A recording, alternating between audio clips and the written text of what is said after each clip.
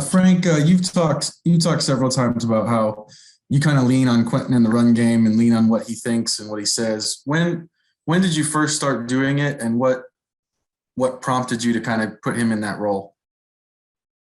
I just think it was a natural leadership role that Quentin took. I mean, we've been talking back and forth since 2018, since the first year. I mean, it didn't take long. And, I don't want to overplay it. I mean, there's not a ton, but it's a little bit here and there every couple games, and, just talking through it and talking during the week a little bit here and there. Appreciate the leadership that Quentin has taken in that role. How much of it is just a recognition of Quentin's knowledge of how everything works and understanding of that? Yeah, and a little bit of it too. He's a really smart player. Everyone knows what great ability he has, but I think what makes Quentin special is how smart he plays and how instinctive he is. I think that's what takes his game over the top. He's a physically dominant player, but it's his instincts and his intelligence that take him, I think, just to another level. So, and then during the game, he's like one of those guys, like if he says, hey, here's what I'm seeing and feeling, like over the years, you go back and you look at the tape and he's always right. So as far as what he's seeing and feeling, so you trust him. Mike Wells. Frank, when you look at Carson's stats on paper, it looked like he's had a hell of a year. I mean, he's on pace for a career low in interceptions, second most touchdown passes in his career. As a former quarterback and head coach, how would you assess how he's done in his first year here? Yeah, I think he's done well. I mean, I think we've made great progress. I think he's handled the offense extremely well. When you consider where we were starting from, again, going back with very limited training camp and, that whole story, which we all know. I think he's done very well. I think he's got an offense that, where JT got hot and it was very run, it's been very run centric. And so he hasn't been asked to throw it 35, 40 times a game and win the game like that. But I think he's done a good job. And I think in general, we can all do better in the pass game and, as an offense, continue to grow in the pass game. But this year's been a little bit different in how heavy run we've been. And you made a mention that he hasn't been asked to throw 35 times in a game. At some point, assuming you guys make the playoffs, you've been around where teams are going to key in and try to take Jonathan out, and Carson's going to have to win it, potentially win a game through the air for you. Why do you believe he has that ability to take over a game if necessary like that? Yeah, I have a lot of confidence and faith in him. I mean, he has a knack for plays. He can extend plays. He can make all the throws. He can push the ball down the field. He's incredibly smart, so he understands and recognizes coverages. And I agree 100% with you, Mike, that if we're going to, win this game and then continue to go on where we want to go, there's no doubt that, the pass game, it will need to be for us to go where we want to go. There's going to need to be a better balance. All right, Stephen Holder. Hey, Frank, just a follow-up to the last couple of weeks. Are you guys still virtual? And just generally, how are you kind of handling COVID at this point? After it seems like maybe you're on the way down, I hope. Yeah, we're back in the building, so we got our normal routine. We've talked about the last couple of days. I just think that's a big deal. We're, like you said, Stephen, I believe most of our players have had it, to be honest with you. I mean, I'm still concerned about it. You're always mindful of, the virus and what it can do. But when you just look at all the factors, I would agree with what you're saying. We're on the downside of it. So the value of being in the building, going through our normal routine, outweighs the little bit of risk that is left. Mike Chappell.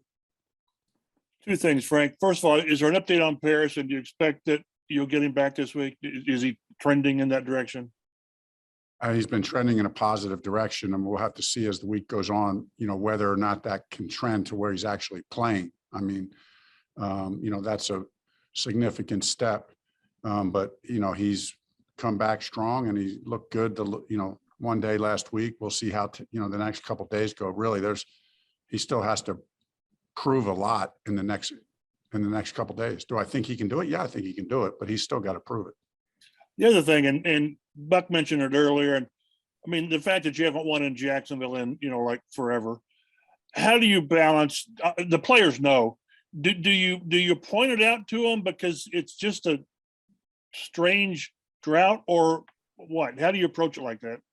Yeah, no, we talked about it this morning in the team meeting, and I don't want to overstate it, but the facts are the facts, and so I think it was important to note, and I think we got to dial in and have a great week of practice. We have a great deal of respect for this team. We know we're going to get their A game, and so we got to make sure we bring ours.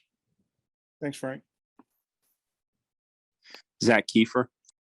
Frank, kind of going off of what Chap asked, this time of year, coaches talk about the smarter teams that don't make penalties and that kind of wins games.